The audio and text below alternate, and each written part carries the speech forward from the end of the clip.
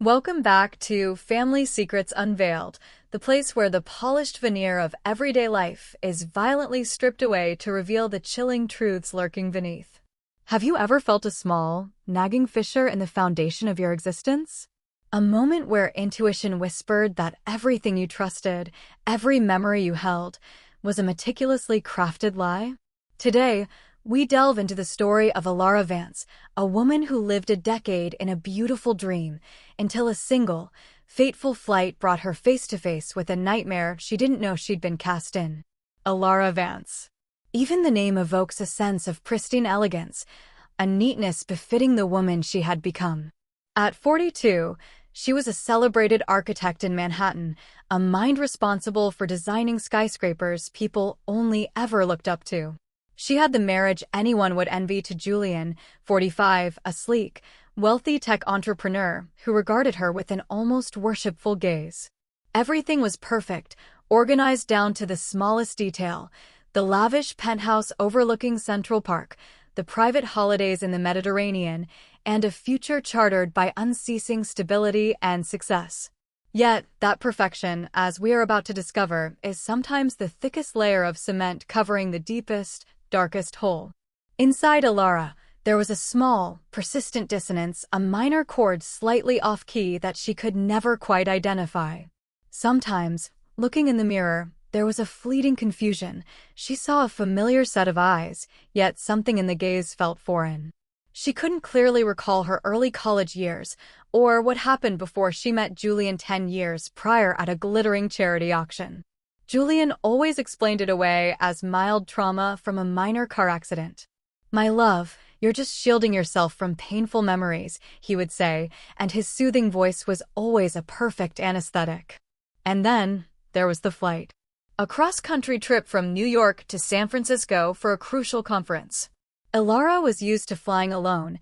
It was a time she could map out complex blueprints in her mind. She settled into her first-class window seat, preparing for a brief sleep. That's when the man arrived. He wasn't the typical first-class occupant, not a slick financier or a polished tech executive. He was tall, rugged, with eyes like sharpened daggers, etched with the kind of experience money can't buy. He was in his late 40s, and the way he looked at Elara as he stowed his bag sent a profound chill down her spine. The plane took off, and the silence between them only amplified the tension. As they passed through a patch of severe turbulence, a sharp jolt caused the wine glass on Elara's tray to nearly tip. In that brief moment of chaos, the man beside her instinctively grabbed her wrist, a grip so firm, so decisive, that she felt a physical ache. Elara looked at him, ready to snap, but when their eyes met, the words died in her throat.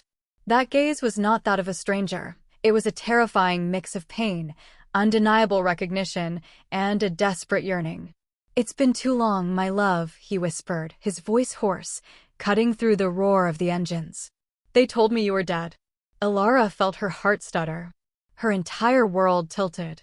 She stammered, I think you have the wrong person."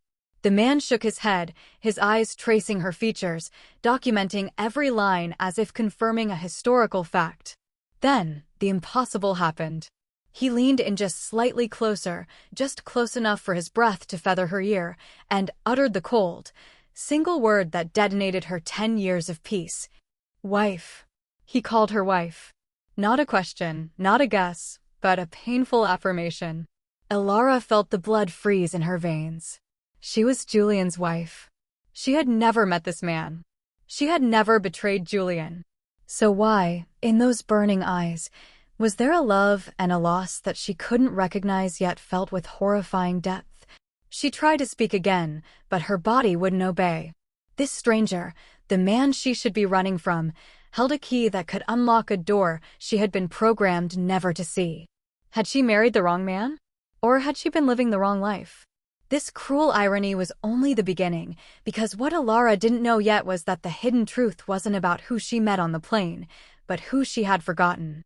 As the flight leveled out, the silence returned, but it was replaced by a terrifying storm in Elara's mind. She looked out the window, the city lights of New York fading into the darkness, and she felt herself flying straight into an unfamiliar territory where everything was shadows and deception. He had only needed to say one word, but that word was a deep cut, a warning, and a promise of the chaos to come. Elara spent the remainder of the flight in a state of hyperalert trance. The stranger, Marcus, she had gleaned his name through a slip of the tongue, maintained a respectful distance, yet his eyes never left her. Every gesture he made, from the way he subconsciously caressed the spot of a presumed wedding ring on his finger, a plain, silver band, utterly unlike Elara's hefty diamond, to the way he breathed, contained an air of tragic possession, an unshakable belief that she belonged to him. She considered summoning the flight attendant, but the urge to flee was stronger than the fear of seeming insane. If she made a scene, and if Julian was somehow involved, then silence was her only leverage. She began to question herself. "My name is Marcus," he said softly, not waiting for her to ask. "I know who you are, Elara. Or rather, who you've been programmed to believe you are." His voice was not an accusation, but a plea. Then he did something that made Elara's heart clench. He pulled an old, worn photograph from his wallet, one that looked like it had been handled for years. He placed it on the tray table between them without a word. The photograph was an indescribable shock. It was Elara, but younger, in her late 20s, her hair messy, her smile vibrant and wild, not the controlled expression she used at social events. She was embracing Marcus, and they stood in front of a small, rustic wooden cabin, not the steel and concrete apartments Elara was accustomed to. Most chillingly, there was a child between them, a little girl around 3, with curly hair and amber eyes identical to Elara's. "This is a sick joke," Elara whispered, her voice trembling. "I don't have a child." "Not our daughter," Marcus said, his voice laced with agony. "That's Lily, your niece. You swore to protect her. You are Lila Reyes, an investigative journalist. You disappeared 10 years ago in a car crash and explosion, in which I was also presumed dead. Julian Vance, the man you call your husband, orchestrated it. He's not the benevolent man you think he is, Elara. He is the CEO of Arion, a notorious biotech and pharmaceutical company. You found the evidence of their illegal human trials, the memory alteration trials." Elara's brain spun. Lila Reyes. Journalist. Memory alteration trials. Arion. The whole story sounded preposterous, like a cheap horror movie.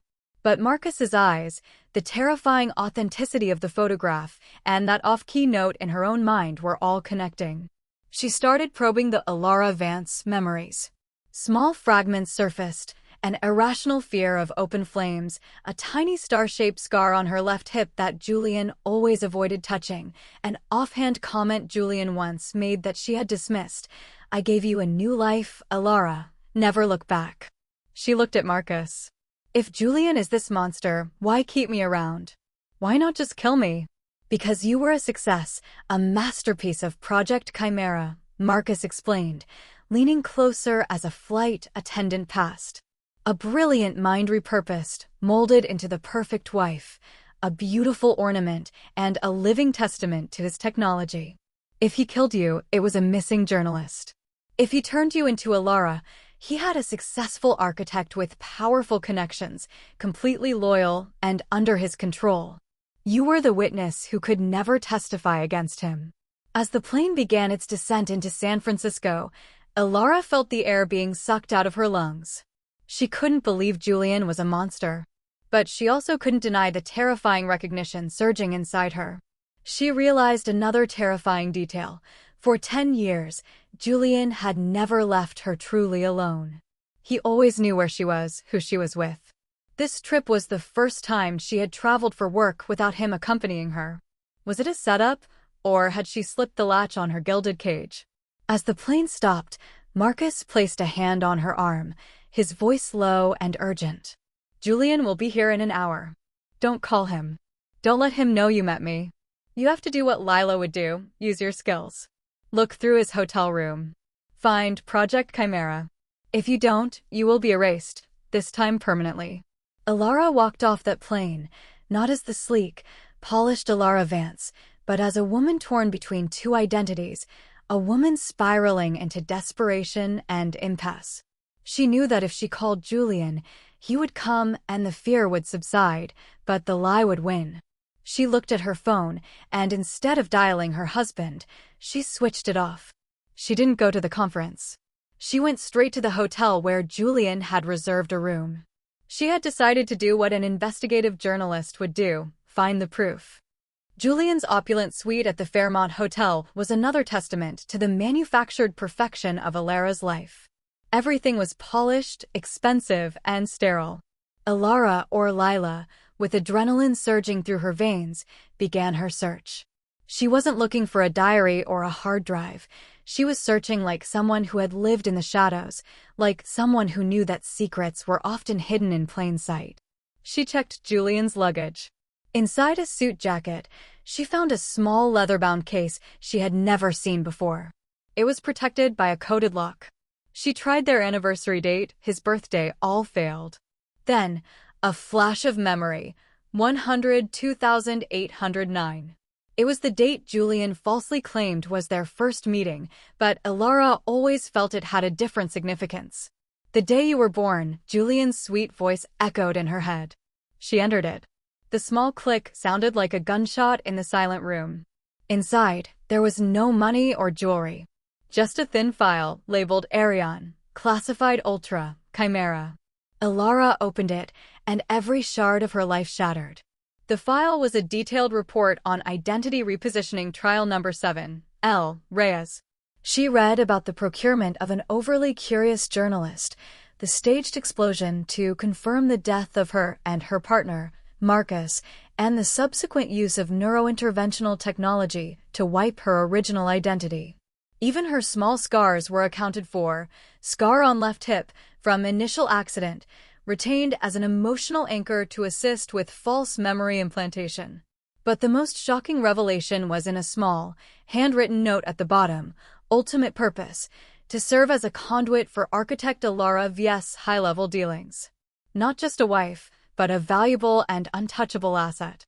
She had been engineered to access information Julian couldn't, using her cover as an architect. As Elara grappled with the horrific truth, the door to the room burst open. It was Marcus. But this time he wasn't a pathetic stranger. He was a man of action, a suppressed firearm tucked beneath his jacket. I knew what he would do. He arrived early. I followed him. We have to go now. Elara recoiled, her eyes filled with betrayal. You lied to me. You called me wife. Why? Who are you?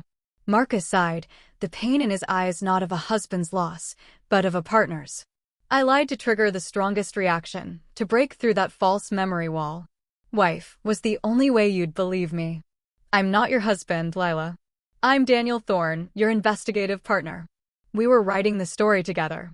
Julian didn't just want to kill you. He wanted to own your story and your identity. The final truth was revealed. Marcus/Daniel Thorne was not the man who loved her, but the man who believed in her. He wasn't blinded by love, but bound by mission. Suddenly, Elara's cell phone rang. It was Julian. She didn't answer.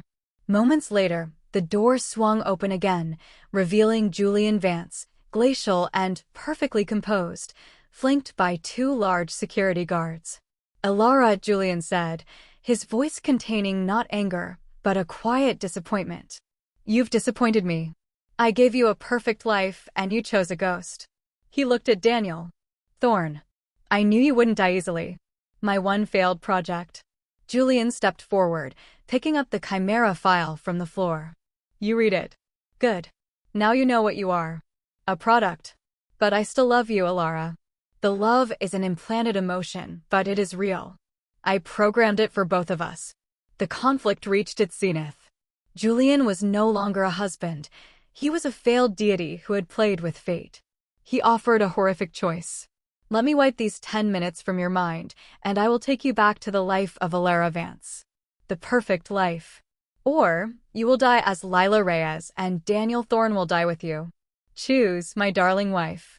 Elara/Lila looked into his eyes and saw the emptiness, the sheer brutality. She realized that the life of Elara was a cage, and the death of Lila was the only freedom. "I am not your wife," she said, her voice clear and strong, devoid of fear. "I am Lila Reyes, and you will never have my story." Daniel Thorne acted. He lunged at the guards, creating a violent diversion. It was in that moment of sacrifice that Elara/Lila knew what to do. She sprinted across the room, retrieving the Chimera file, and used the skills Elara Vance had learned, the ability to read blueprints and structures, to find her exit. She couldn't fight him, she had to outsmart him.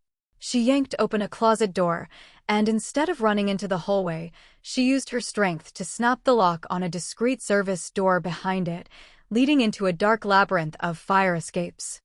Elara/Lila scrambled down the service stairs. She could hear Julian roaring and the heavy footsteps of the guards. The sound of Daniel Thorne's struggle quickly faded behind her, signaling a tragic conclusion. Guilt and loss weighed on her, but she didn't stop. She was no longer the fragile architect. She was the hunted journalist, finding herself in the ashes of her life. She knew she couldn't run to the police immediately.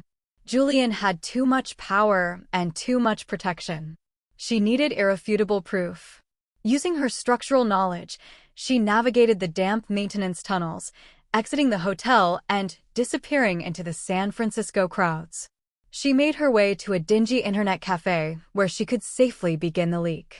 Hours later, with trembling hands, she sent copies of Project Chimera to the journalists Lila Reyes had once respected and collaborated with. She sent it under a pseudonym, Ex Machina. Julian Vance was arrested a week later, not for the memory alteration or attempted murder, but for securities fraud and using company funds to finance undisclosed, black projects. The Chimera file wasn't just proof of his medical abuse, it was a roadmap to vast financial corruption. His downfall was a media earthquake, but the true nature of his crimes against Elara/Lila's identity was buried beneath the more sensational economic headlines. The fate of the characters was sealed, but no ending was entirely clear. Daniel Thorne was dead, a sacrifice for her freedom.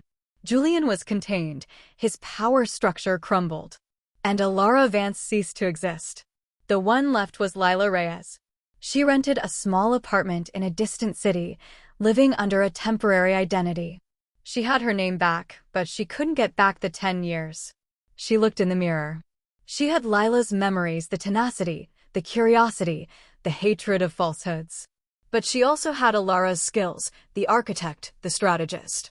She was neither one nor the other. She was a forced amalgam, a painful synthesis. Lila struggled with the tragedy daily.